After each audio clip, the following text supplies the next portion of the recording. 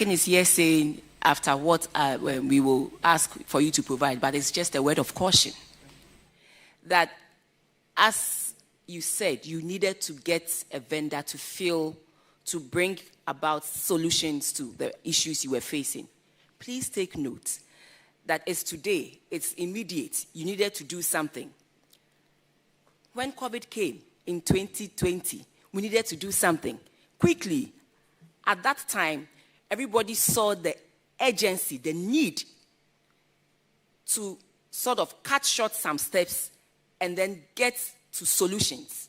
Today, it may be the same thing, but I'm only urging you to be very cautious, because today we understand, we are in it. We need that data, because what is the use if you can't have your previous history when a doctor needs to take care of you? But tomorrow, after the problem or the solution has been found, nobody will remember that it was urgent, and so you needed to do some things to cut short certain processes in the procurement chain. So this is just an advice to you, because I have seen some before. In the COVID era, we needed to cut short certain steps to provide needed essentials to our citizens. So, and it's the same, it's a similar thing, because I can imagine patients going to the hospital without their history, and it will be frustrating to them and even to the doctors who are taking care of them. So this is just a cautious a message to you, that in you coming out with processes and solutions, to solve this particular problem, let's look at the processes so that 1-2 years later, you don't have to appear here saying that you being cited for a breach in the procurement process or any other thing that will warrant the ministry to be called before public account. This is just a note of caution. Mr. Chairman, this is a fantastic advice, and I appreciate it so much, and I will be religiously be guided by that. But Mr. Chairman, just to add, it was not in anybody's interest to even, some of these things are national security sensitive, not in anybody's interest to even put some of these issues out there. Mr. Chairman, when you go to a ministry and you are solving problems and stories are being planted in the media as though you are creating the problems, if you decide to keep quiet, you dig your own grave. So some of these explanations are sometimes needed for Ghanaians to understand what you have inherited and how you are solving the situation. It is not, the story has been planted for a very long time. We just came out 2-3 days ago. And so I thank the honorable member so much for her fantastic advice. All right, the Honorable Gape has a question. Minister, thank you very much, being courageous and being factual, and then fact is fact, and then you brief the committee on better and further particulars. Thank you very much. This is a public interest question. Health insurance vis-a-vis your ministry, there are services they are providing, but patients are still paying. For instance, like pregnant women, but free maternal care. And it is happening all over the country, especially when you look at Joy FM documentation on pay or die. It is evidence. 37 Kolebu teaching hospitals, and then their patients are still paying for services that's supposed to be free. I would like to ask you, what strategy or steps are you taking to address this for Madagascar? Okay, Mr. Chairman, when you are put in a public office, you identify challenges and your responsibility is to fix the challenges. When we took office as a government, some of the challenges facing national health insurance, 1, was the delay in payment, 2, the capping, 3, unrealistic payment of tariffs, and then the 4th one is what they call, they've given it a very nice name, but it's not a nice thing, co-payment. And so when we took office, we've taken our time to be taking the problems one after the other. Now, new tariffs have been developed. Now, the uncapping has been done. Now, we have prompt releases. What is left, and I must be very, very honest with the committee, is the issue of co-payment, where, in some cases, when you go to some facilities, though you have the National Health Insurance card, some of the facilities will be asking you to pay more. We have not completely dealt with that, but plans are far in advance. We have stakeholders engagement. It has come up strongly, and so I will allow the CEO to throw light on the strategies we are adopting, what we are doing at the moment to deal with the issue of co-payment. CEO. Thank you, Chair, and thank you, Honorable Minister. So as Honorable Minister said, there were a few issues that were bringing this up. The irregular payments, which now we're paying monthly. The service and medicines tariffs have been reviewed. The medicines tariffs are now realistic and have been in place since March this year. The service tariffs will be implemented in a few months after Honorable Minister and the board approve it. The third one is that even despite us doing this, as what has been mentioned, some of the facilities have people who still collect monies, and they call it co-payment or top-ups. We've set up a committee to deal with this, and we have a strict sanctions regime. So once we are also doing our part, paying regularly and paying realistically, as soon as we realize that these facilities are collecting monies which they term co-payments, which are illegal payments, we will apply those sanctions that are in our law. And it could include getting them off this scheme, which is a very important scheme. So we want to actually also name and shame. For example, I want to put it on record that Goso Hospital, they have clearly stated that they will not allow top-ups, and they are implementing that. So we are encouraging the hospitals, and there are quite a number of them, we are encouraging the hospitals that have put this in place, and we will sanction those that are doing the wrong thing. Thank you, Chair. Please, what is top-ups in the hospitals? Yeah. So it's the same as, they have different names, so it's the same as the co-payment and the illegal payments. You mentioned co-payments as if it is legal, so that's, I like the way you say illegal payments. They also, you don't even call it co-payments, illegal payments, because you are not supposed to pay if you have a working insurance card. Right? So, yeah. Mr. Chairman, let me use your platform and this opportunity to commend the Goso District Hospital highly. This is free. Let me use this opportunity to commend Goso District Hospital highly for the strategies they've put in place to make sure that co-payment is not happening, and to assure the committee and the whole country that we are coming after the facilities who are tolerating co-payment in their facilities. So when it gets there, it shouldn't be, I can't, no. Thank you.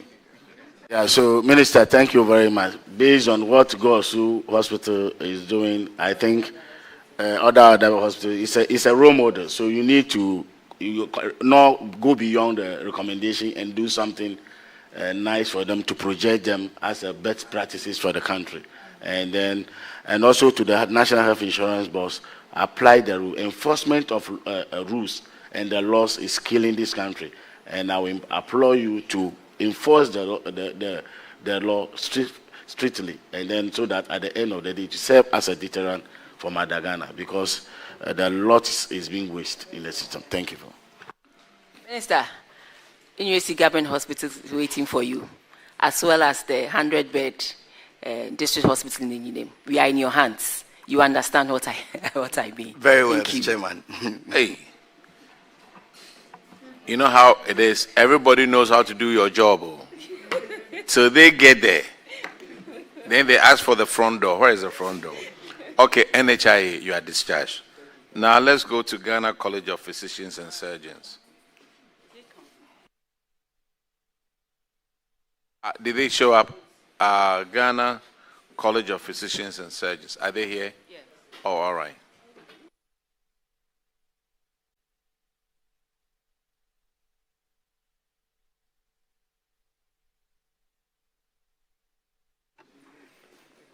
Could you please introduce yourself to the committee, please? Mr. Chair, I'm Simon Peter Kwame, the head of accounts of the college.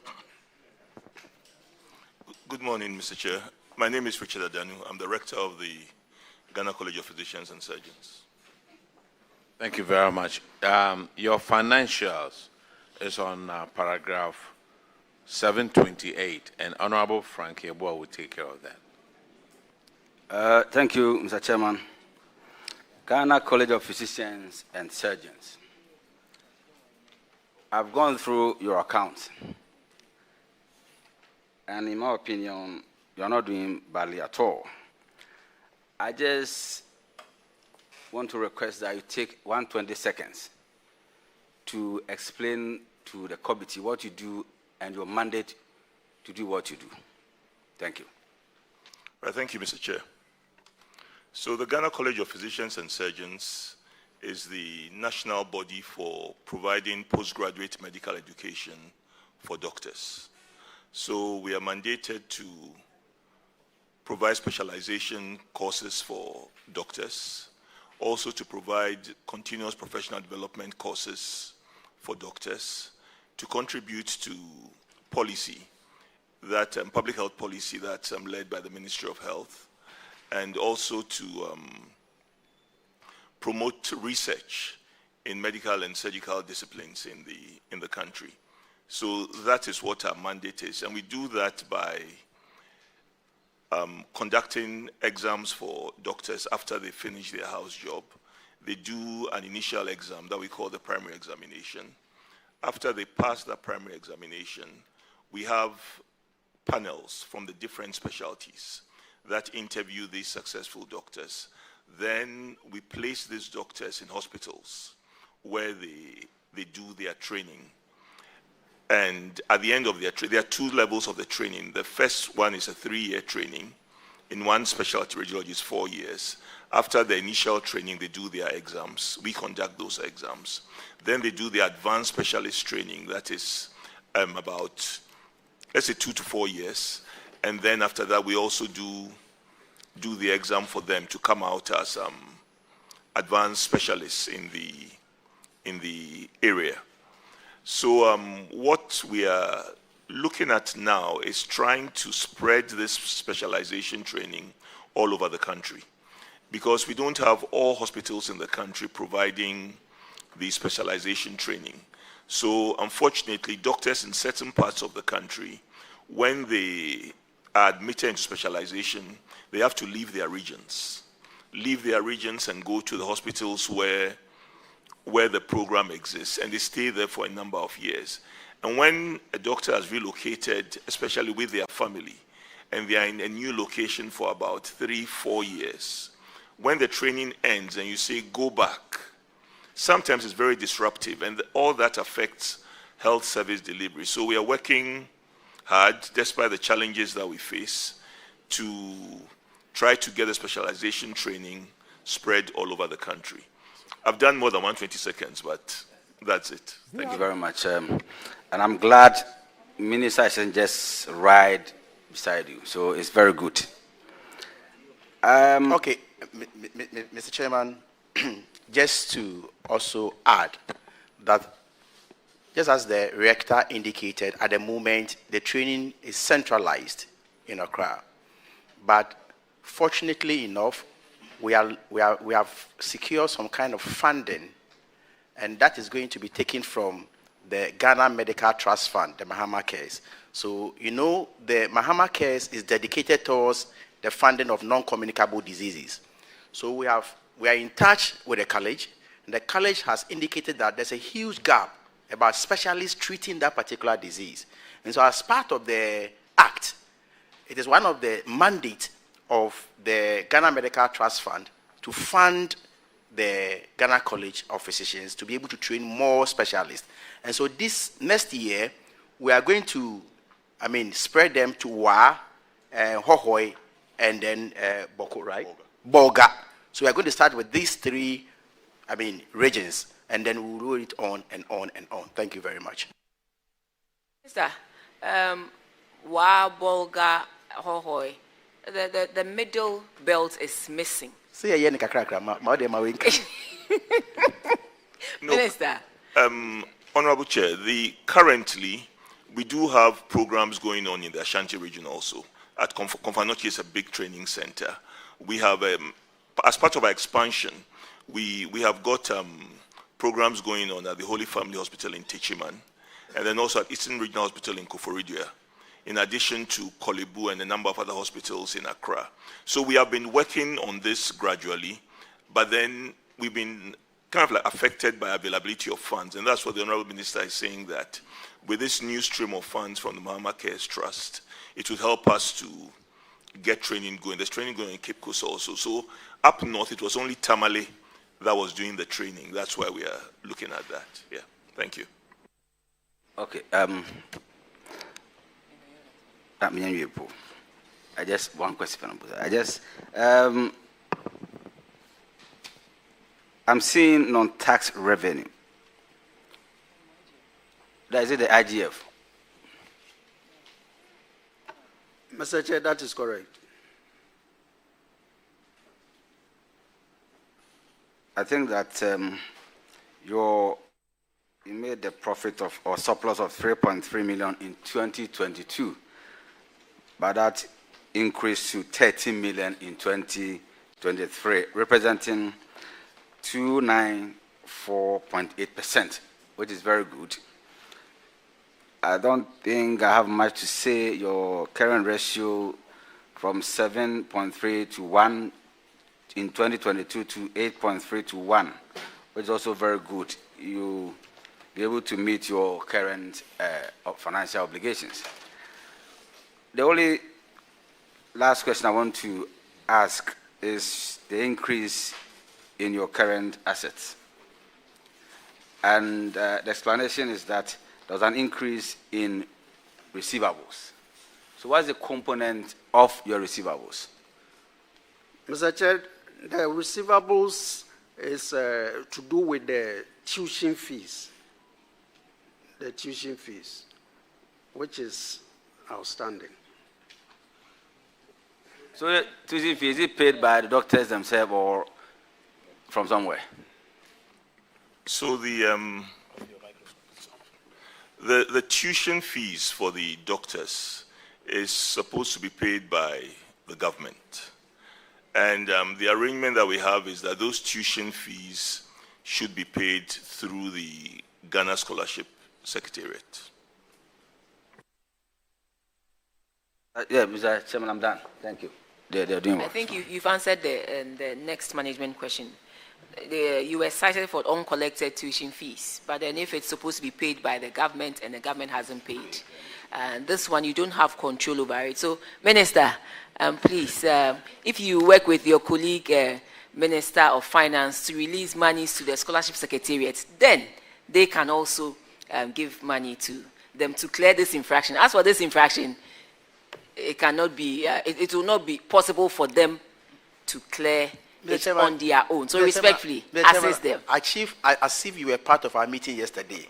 Yesterday when we were having, I was with you in the spirit. Why are you being invited? I thought that they would even be invited with the secretariat, scholarship secretariat. So they rather will come and tell us that, why haven't you paid that money? But me, who is supposed to take the money, to come and answer why they have not given me the money. So I agree with you entirely. Honorable Minister, Ghana College of Physicians and Surgeons, you are discharged. And Honorable Minister, you're also discharged. Thank you very much for coming. Minister, thank you. And you have to thank us for giving you this platform to also articulate your policies. It's very important. Thank you very much for giving me the platform. Now let's call Minister of Works and Housing. For free.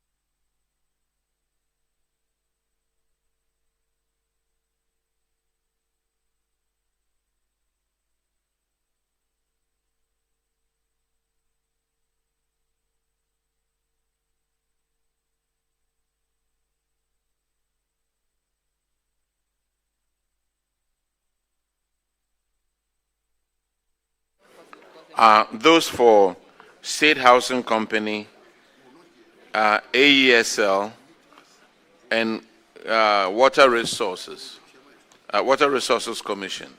Those of you who are going to answer questions, could you all get ready to take the oath? And clerk, administer the oath, please.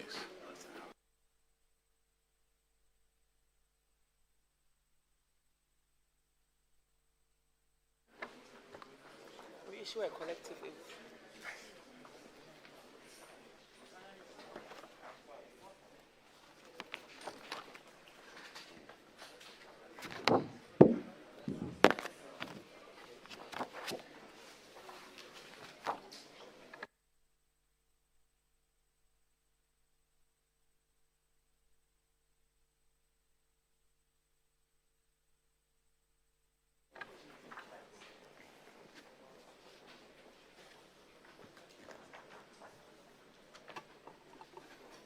I,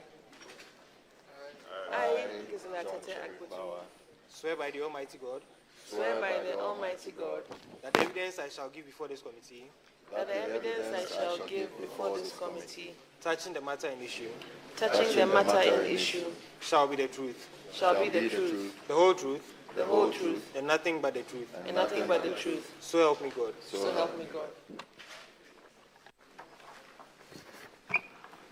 Okay, now we'll start with State Housing Company. And Honorable Minister, introduce yourself and then your delegation.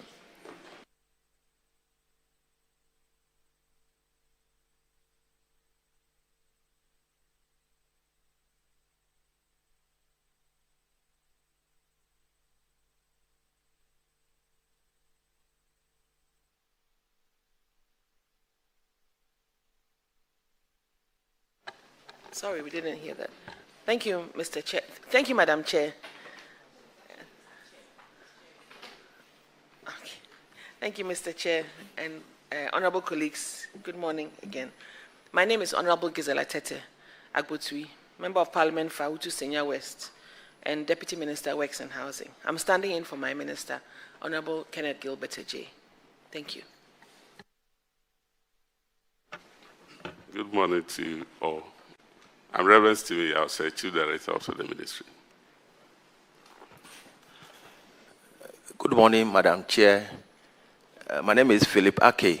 I'm Director of Finance, Waste and Housing. Good morning, Mr. Chairman. My name is John Bauer. I'm the Managing Director for State Housing Company. Good morning, Mr. Chair. My name is William Kalechi. I'm the Head of Finance for State Housing Company. All right. The paragraph we are going to is on paragraph 1353, and Honorable Abena Osei-Asare will handle that, please.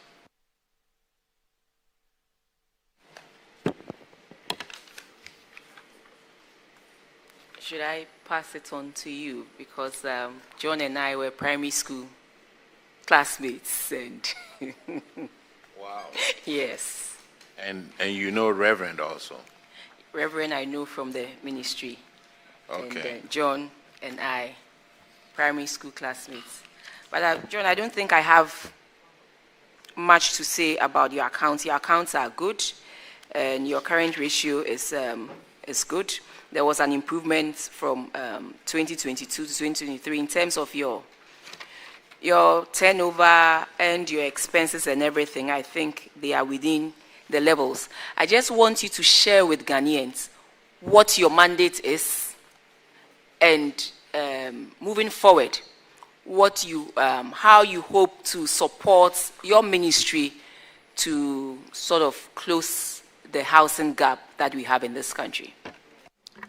Thank you very much, Mr. Chairman. The State Housing Company Limited was originally set up around 1967 as the development arm for the government. So mainly they were tasked with building residential and sometimes office accommodation for government workers, public servants, civil servants, and the like. Over the years, the organization morphed into first a corporation and then eventually into a limited liability company around 1997. Actually 1996, just to be correct. Our core mandate, as it stands today, is to be able to provide affordable and sustainable housing to the majority of Ghanaians in areas that give them a sense of pride of place. So that's basically what we do. Our mandate also includes managing a section of lands that were compulsorily acquired by government and placed in our care. So we provide those estate management services. So for most Ghanaians who own or have leased government lands, their leases and tenancy is managed by State Housing Company Limited.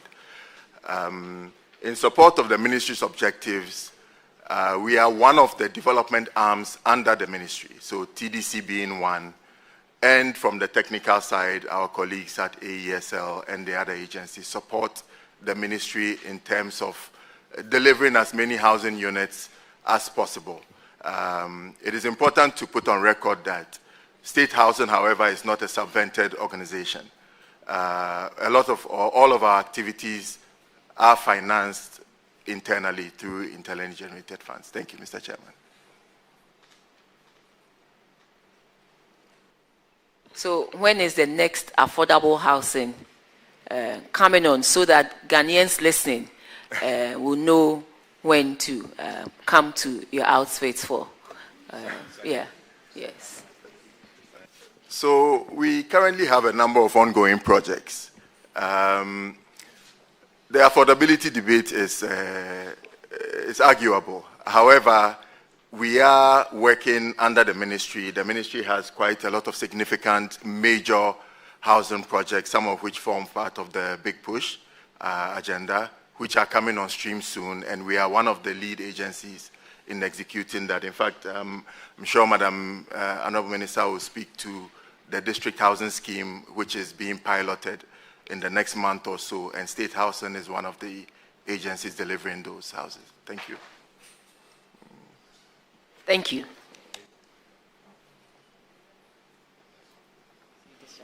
All right. State Housing Company, you are discharged. Thank you very much, Mr. Chairman. May we have AESL, please?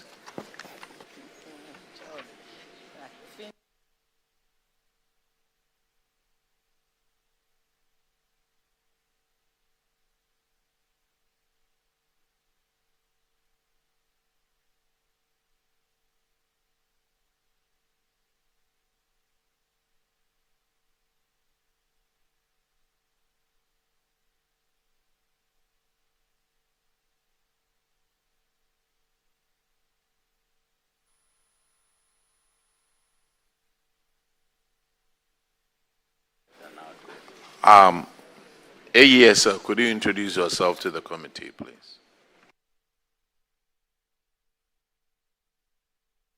Okay.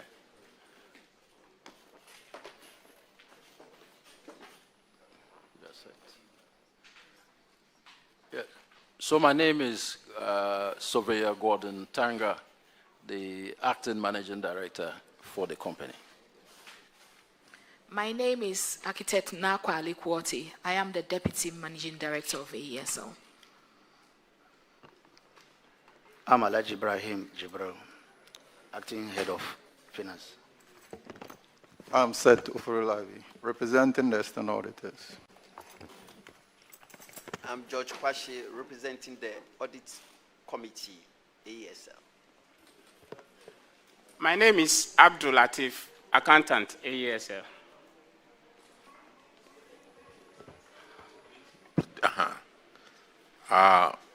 Honorable Frankie Abua will go through the financials with you. Thank you, Chairman. Architectural and Engineering Services Limited, AESL. I've gone through your financials. I've not really seen any much problem,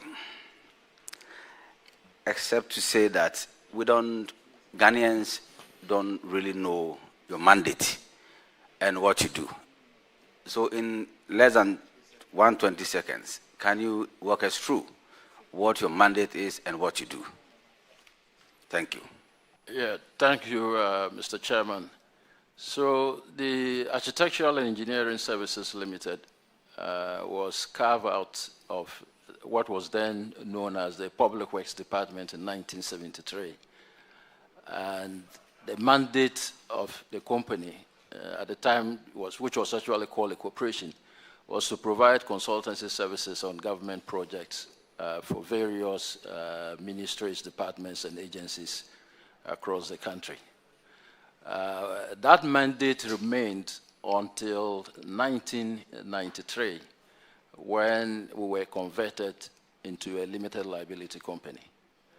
What that meant then was that we were no longer, the various ministries, departments, and agencies were no longer obliged to necessarily engage AESL to carry out any consultancy services. So we were then competing with other consultants in the industry. What that also meant then was we became a purely commercial entity, which meant that we could be sued, and then we could also sue people who were owing us for any services that we provided, and payments were not coming. So we still provide the same service that we used to provide in the 70s, but this time we compete with the private sector for jobs. Thank you. Your 120 seconds is up, so that's fine. Thank you. In that case, since you are now a limited liability company, where I'm seeing an increase or a decrease in your revenue, so this revenue, is it generated by your own, or where you get funding from the government? Honorable Chair, we generate it on our own. We don't get funding from government. No. That's very good. So I'm seeing, aside the revenue, 21 million, I'm seeing other income. Where is that one coming from?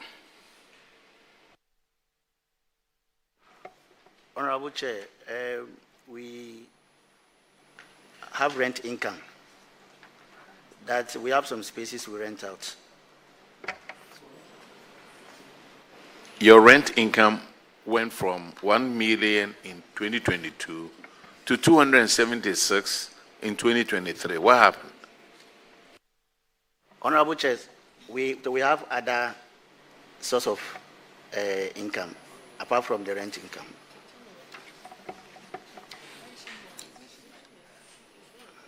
Yeah, I wanted the component of the other income, and you said rent income is included. And our chairman is asking you that in 2022, you had other income of more than $1 million. But in 2023, it came down to 276,000. And he's asking why. Is it the case that the people are no longer renting? No, they are renting. In fact, we have rent income. It moves to 135,264. The other component of other income, rent, interest, we have certificate fees and contract fees too, we also get, and then sometimes disposal. The component of the rent actually even drop due to non-payment from some of our tenants. Don't let us go there. Let's leave it like that. Don't let us go there. It's fine. So you turn a loss situation of 1 million in 2022 to a profit of 565,000, representing 154%. That is very good. And let's move to your financial position. The current ratio has improved. It moved from 1.3 to 1 to 1.4 to 1, which implies that you will be able to meet your current financial obligations. So I don't think, Chairman, I don't think I have much to say. It's okay. AESL, finally, I have seen that you have included toilet facilities in your classroom drawings. It's been how many years? Decades. Because sometimes you get a contract from Get Fund. Get Fund awards a contract for maybe a district or a constituency to build schools, classroom blocks. And previously, toilet facilities were not attached to them. So moving forward, how can you make other public buildings, schools and those buildings that you design, more exciting? Moving away from the old structure, just one straight jacket thing. Eh? The schools should look exciting. I don't know if you also do the hospital drawings and the other drawings. It should look a bit exciting than the flat buildings we have. And I know you are responsible for the drawings that we see of our public, most of our public buildings, especially our schools. Madam, Madam Chair, sorry. We've moved away from that long ago. I think, I don't know whether you have seen our current designs, but we have moved away from what you are saying long ago. We are now, when it comes to design, we are doing well. We are doing very well. We are competing well. Madam, and just I don't know which design you are talking about. 2 years ago, I mean, we were awarded a contract. It's the same, that. Designs has to do with, you take into consideration costs. So sometimes, depending on how much you want to spend, that influences the design in a way. So it depends, the government, how much the government is ready to spend. So we consider all those things, and depending on how much your budget is, it will influence the kind of design that. Yes, but Madam, if we have to build for I wouldn't say eternity, but for a long time, we should not just look at the cost only, but the conduciveness. And you know what I mean. I mean, I'm not saying we should compete with the private schools in terms of buildings, but then we should do it such that when you see the building, you really would want to go in there and study. But some of your drawings, I mean, a year or two ago, you go to, we all know the schools, the public schools in some of our constituencies, the buildings, for lack of a better word, I'll say they are very flat. So I'm happy you saying you are moving away from that. And I'm also happy that these days you are including toilets as part of the school building facilities. Thank you, Madam Chair. We'll consider everything you have said here. Madam Chair, Mr. Chairman, sorry. Just to add something to ASL's mandate, that they are present in all 16 regions. So, and their technical services are available also in that same way. So, they are one of the few organizations whereby they have a presence nationwide. So I'm just putting this out there to the general public that their services are available. And they range from architectural to engineering. Engineering is not just one engineering. It is a range of engineering specialties: civil engineering, structural engineering, electrical engineering, mechanical engineering, geodetic engineering. There's a whole range of them. And then quantity surveying services. The quantity surveyors are like the accountants of the construction industry. And ASL also has a lot of that. So they are nationwide. So we are doing this so that their books will also look better in the coming years and be able to get more services and more work to do and better payments. And then just to add, I concur, being in this built environment space as well, I agree that I think ASL maybe soon they'll start coming out with various catalogs of their designs, 2026, 2027, just as the fashion industry does. I think the architectural space should also do the same. I agree. Thank you. All right, AESL, you are discharged. Now let's have Water Resources Commission. You are thereby challenged. Okay. Thank you, Chairman.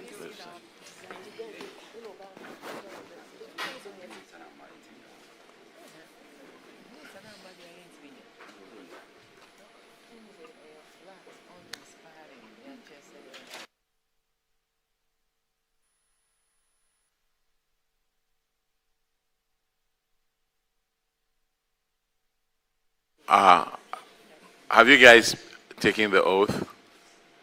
Okay. Could you please introduce yourself to the committee? My name is Dr. Mauli Lumo, the head of Policy Plan and Water Resources Commission. I'm Kakarichum, principal accountant.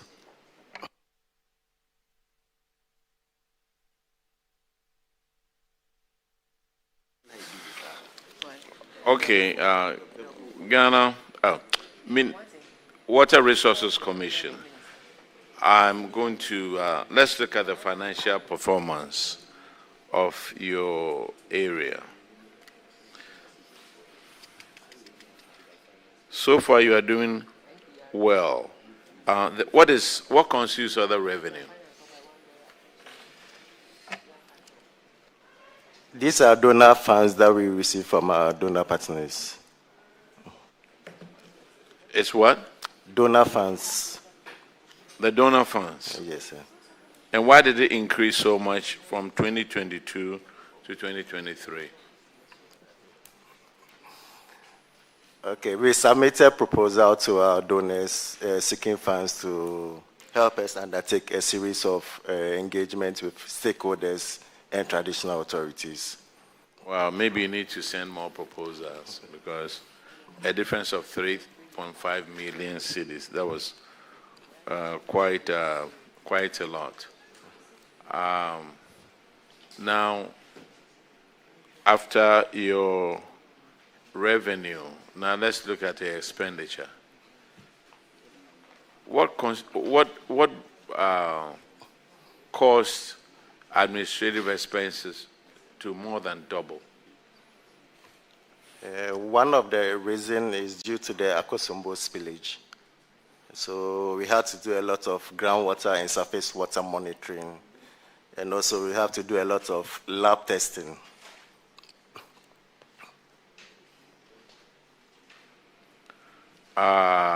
Let's see. Because of the spillage? Yes. Okay. And also due to the increase in the donor funds, we were able to undertake a lot of donor activities. Okay. So now let's look at the financial position. 2022 is 3.71, and then there's a current ratio.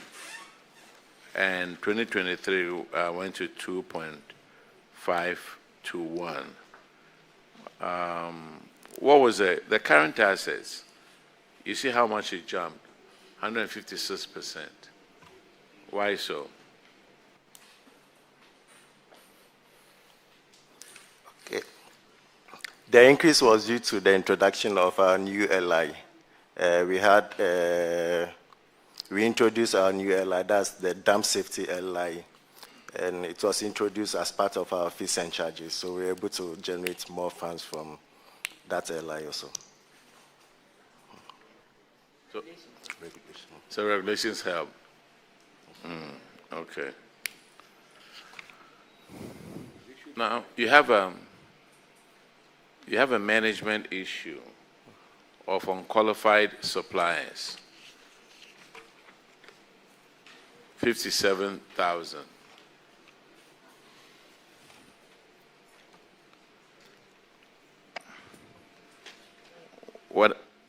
What happened? Honorable Chair, this happened as a result of our substantive procurement officer going on maternity leave. There are suppliers that we've been dealing with previously, and so the one who took over felt they already have the documentation for pre-qualification. But we have then noted that and tried to introduce more measures to control the process now. Now, these suppliers, it says over here they did not submit the mandatory documents such as GRA, tax clearance, and SNIT. Okay, I see that.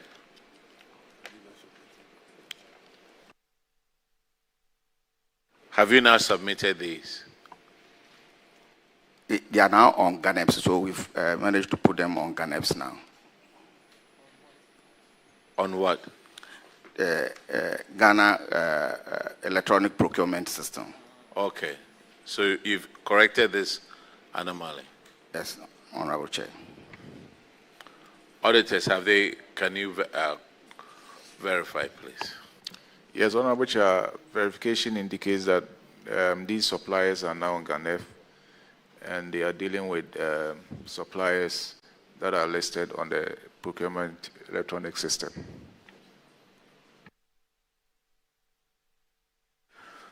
All right. Go and sin no more on this one. Water Resources Commission, you are discharged. And Honorable Minister, you are discharged also.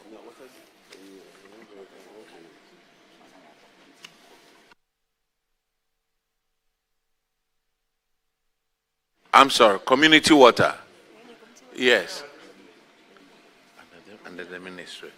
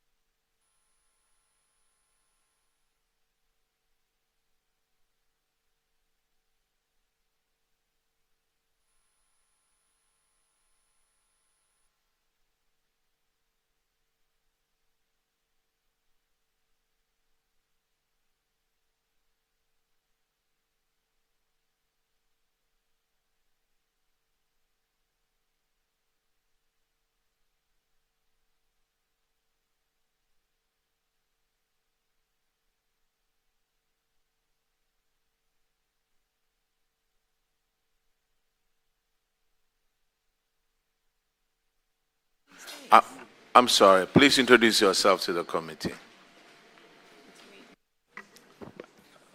My name is Vincent Sanam Kwagwenu, Acting Chief Executive.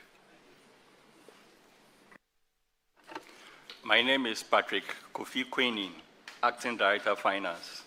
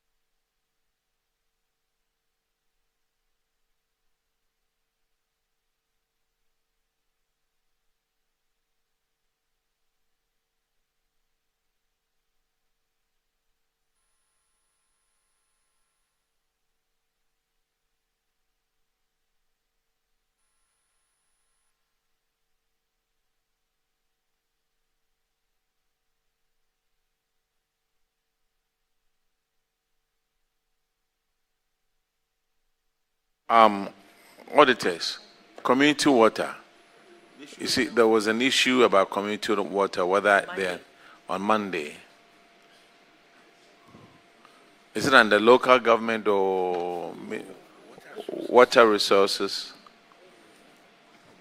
Works and housing. It's under works and housing. Yes. So their issues are in the MDA's report, the water systems. MBA's report. MBA's, not the Oh, public MBA's report. Okay. All right. But we have some here.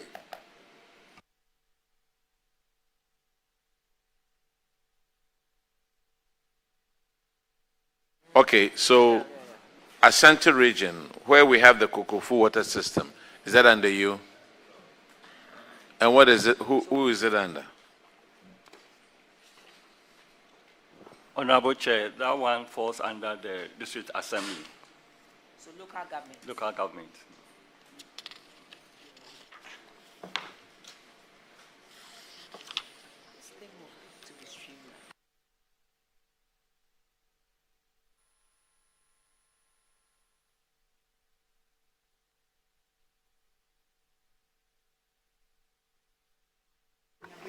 Madam Chair, I think there's a high time we make sure that at least we bring all the water facilities, especially those in the smaller communities, under the community water and sanitation agencies. Otherwise, monitoring and tracking will become very difficult, very, very, extremely difficult.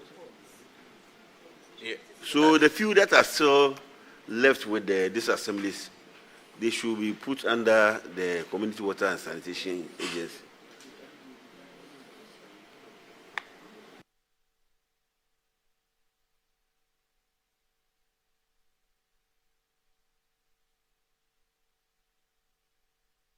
Just a minute, we'll resolve this issue easily.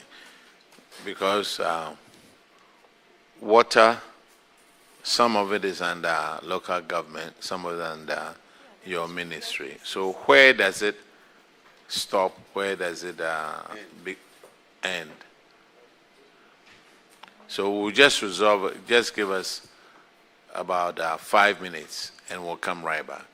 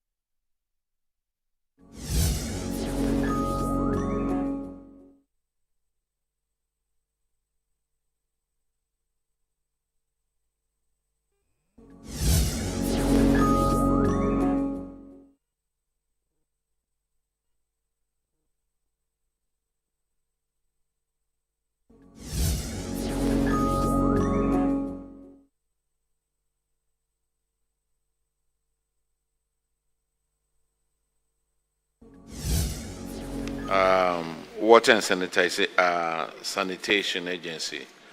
Western Regional Sangregua, is that under you?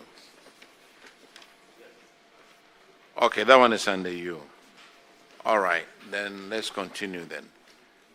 We have an issue of uncollected revenue of 113,000. What has happened to this amount? Honorable Chair, as at December 2024, the water system was able to retrieve an amount of 87,463 Ghana cedis. Auditors, could you confirm, please?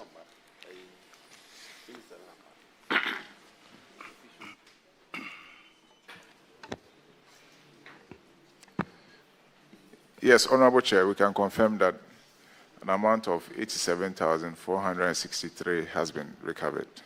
What about the rest? Honorable Chair, these are domestic subscribers and institutions. And with the domestic subscribers, we have been following up.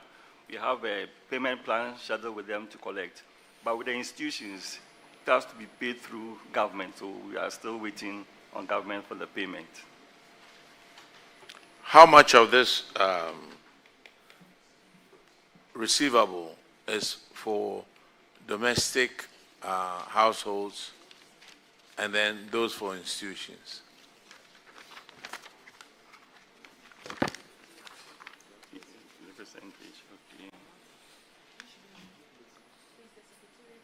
So for Asankragwa, about 60% is for the institutions.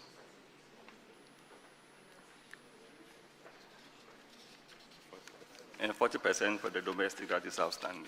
40% is on domestic? Yes, sir. Okay, and the domestic ones, you have them on payment plan? Yes, sir. And the institutions, you are waiting on the government? Hey, Exactly.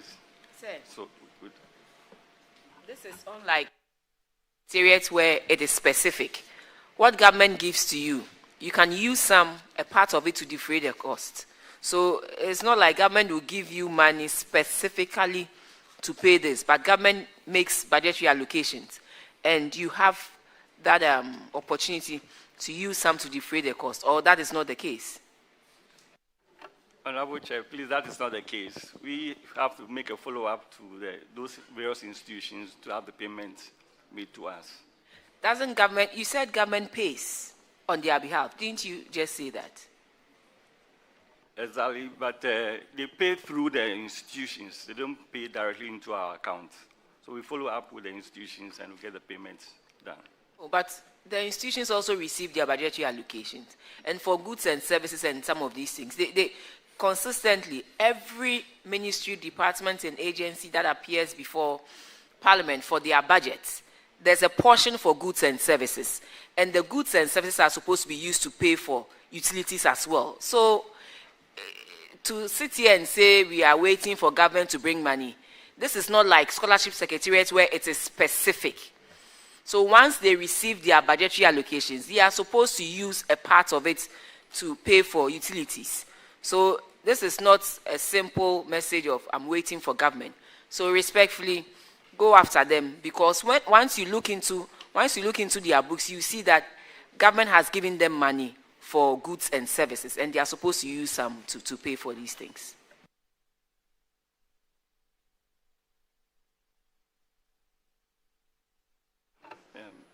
Honorable Chair, well noted.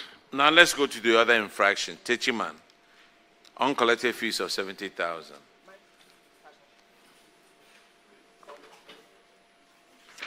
Honorable Chair, it is fully recovered.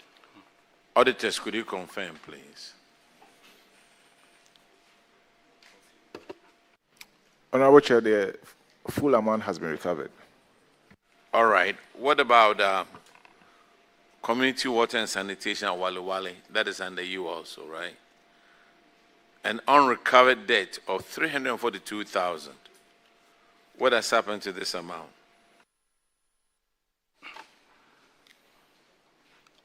Honorable Chair, the water system management has been able to recover an amount of 80,456 Ghana cedis, 33 pesos. Now, what about the rest of it? It is the same issue of the schools that we supply water to. So we normally have to wait through the Free SHS Secretariat to make payment. You don't have any households in here? Okay.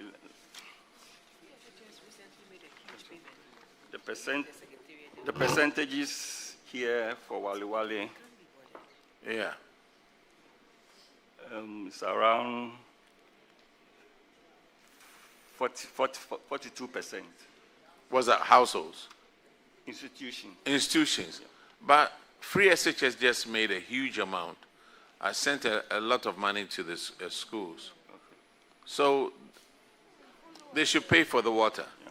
So this figure is as of December 2024. So we'll follow up for the... As of December 2024? Yes, sir.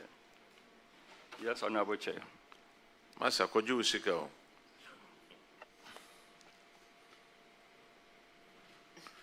It says 58 institutions and individuals owe the agency a total of this amount.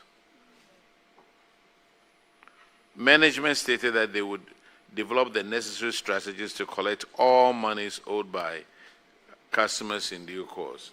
What about Savalugu? They also owe 95,956. Honorable Chair, Savalugu is not under the management of Community Water and Sanitation Agency. Hey. So who is it under? Okay, Chief Director wants. Honorable Chair, I want to make this clarification. We have over 1,200 plus water systems in Ghana. Almost 1,000 of them are under the District Assembly's management. We only have 198 that is being managed by the Community Water and Sanitation. So, under the new reforms, when it is done, then the CWSA will take over all of them. I mean, Community Water and manage, because now there's a confusion. So we are going through a process. Thank you very much. Yes, and that's a problem that we are facing also.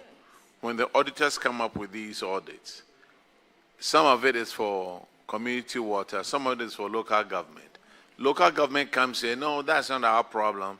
It's water and sanitation ministry.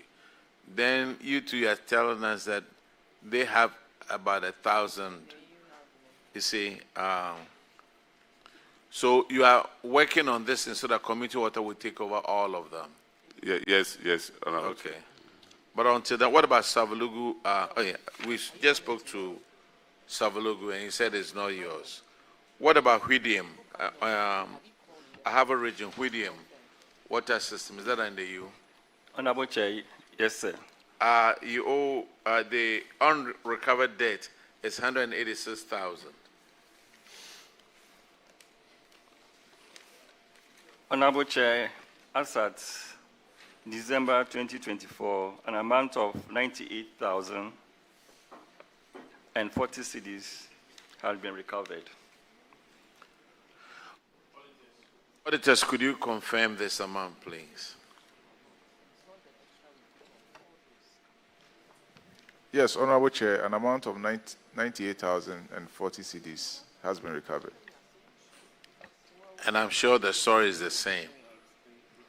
Honorable Chair. Okay, what about God's water system? Is that under you? Honorable Chair, yes, it's under community water.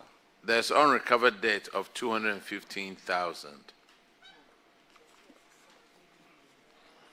Honorable Chair, as at December 2024, an amount of 207,721.51 has been recovered. Wow, you've done very well on that one. Auditors, could you confirm, please?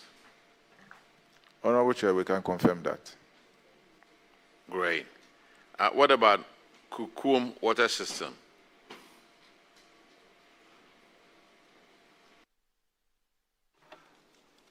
Honorable Chair,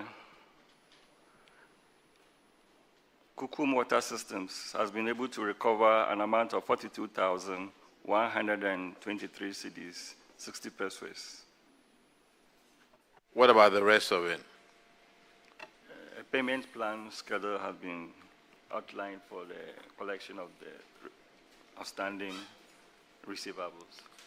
Okay, now what about Sankore Community Water and Sanitation? That's under you, right? Honorable Chair, that is right.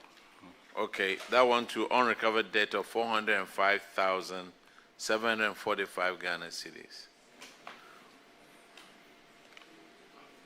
Honorable Chair, the water system has been able to recover an amount of 80,024 cedis, 62 pesos. This recovery rate over here is not impressive. Honorable Chair, Sankore has a very peculiar challenge. We have a peculiar challenge in Sankore. Okay. when CWSA took over the management of Sankore water system, there were debts owed the management at the time to this huge tune. The customers claimed they have paid, but there were no receipts to support it. So we began the process of taking the officers who were managing the water system to charge, to pay back the money. Unfortunately, when they organized tax, they went to our office in Sankore and drove out our staff and took over the management of the water system as we speak. And the matter is with the police. It looks as if nobody is interested in helping. So we have also decided not to put our workers at risk there. And so that's the challenge in Sankore currently. Say, I have always known you as an action man. So to say that you are not going back to Sankore, please. Madam Chair, you know, the law that established community water was supposed to facilitate the provision of water for the DC assemblies and the community to manage.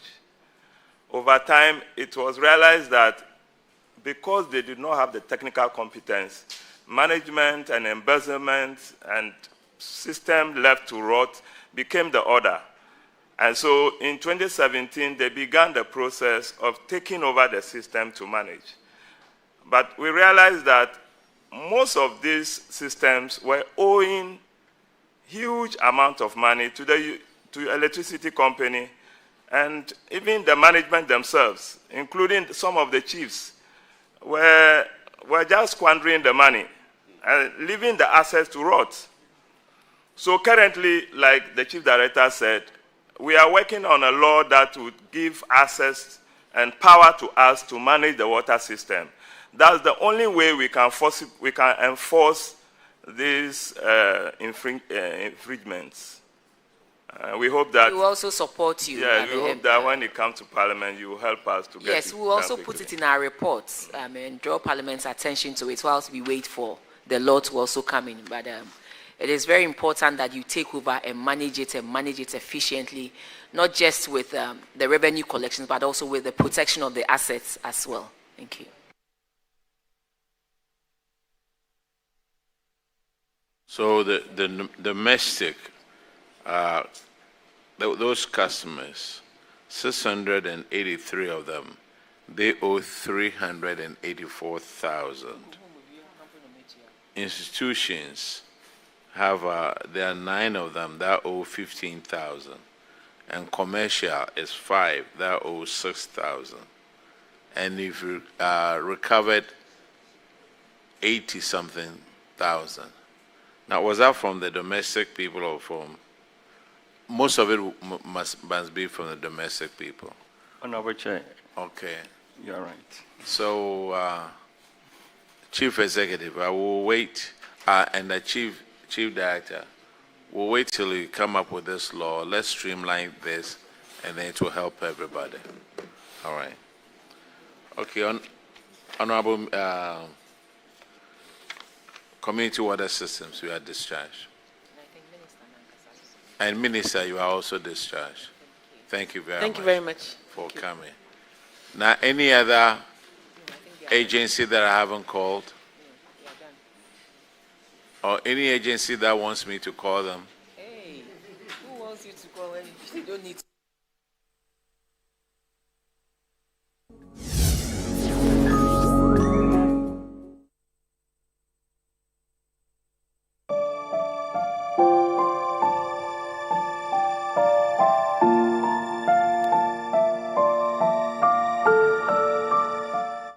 Hello there, good afternoon, and thank you for joining us. This is Channel 1 Television. We just came back from Parliament where the Public Accounts Committee has been sitting, engaging, and of